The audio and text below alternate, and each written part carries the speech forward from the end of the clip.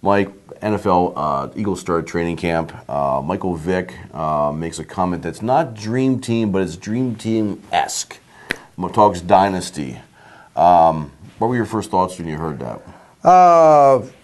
Why did you do that, Michael? That was my first thought. And it's not a big deal. You know, I have two things about this that are sort of pet peeves of mine. Number one, the word dynasty is an insanely overused word. Look it up in the dictionary, folks. There's been about 2 or 3 dynasties in the entire history of American sports.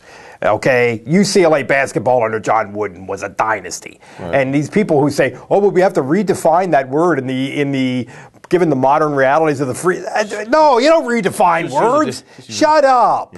So that's the one thing, and the other thing is we make way too big a deal about what athletes say. Things that athletes say and parsing and analyzing athletes. I mean, he's not Oscar Wilde, for God's sake. He's a quarterback. Give me a physical break here. So many times, and he just throws something else in there. I can't wait till we redefine the word couch potato. That's happening. It's on the way. And in fairness, and a little bit in fairness to Michael Vick, what he said was, I look around here, I look around at the talent here, and I see on paper the components of a dynasty. He didn't say we're going to be a dynasty, but he's still, it's ridiculous to use that word. At first, I was like you, shaking back going, oh, just be quiet. Let's not start this dream team thing off. And then afterwards, he explained a little bit more. I thought, you know what? Fine. If that's what they need to put on the bulletin board, and in these young players, because a lot of young ones are signed for a while on that team now, you go through all the major weapons are there and locked up for a while.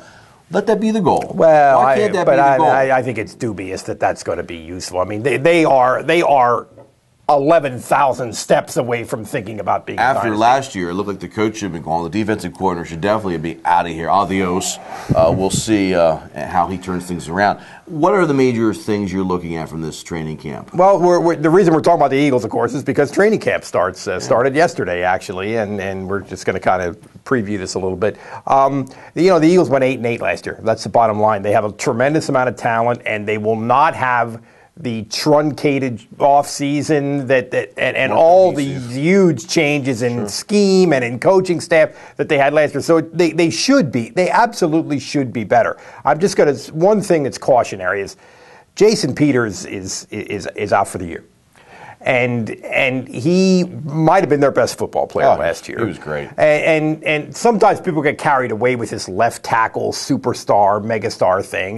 But it is a real thing. I mean, not so much when you have a left-handed quarterback, maybe. But if Shady McCoy was out for the year, for example, people would be really gloomy right now, and I don't think Shady McCoy is as absolutely critical as Jason Peters is. So grain of salt a little bit. Jason Peters on the run plays, and especially there was a Sunday night game that he was going downfield and clearing space, and McCoy was following him. Mm-hmm. I thought Chris Collinsworth had to have a cigarette after he got done commenting. The screaming in the booth, I thought for sure he had to take. Yeah.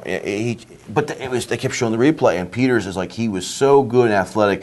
And Bell, the guy that replaces him, has some of those tendencies. It looks like he'd be athletic. He didn't have to do it with Buffalo. The key is, Peters is out for the year, but he's up at Lehigh, and he's going to be working with Bell and Mudd, and I think, and he used to work with Bell before. They both were in Buffalo together. Right. This could be a good thing.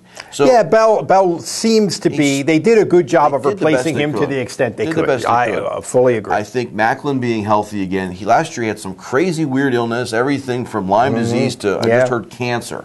Never heard that one before, but Reuben Frank mentioned that one. So he's healthy. Deshaun Jackson's got a contract. He's healthy mentally.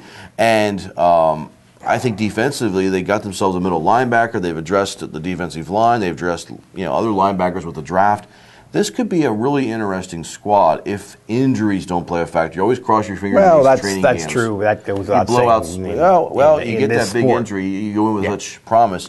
They look like, and I think they were embarrassed last year. I think that was not what they expected to happen. So I think a clean slate could be good here. Yeah, I think we have reason to be encouraged about the Eagles. I don't think they're going 8-8 again.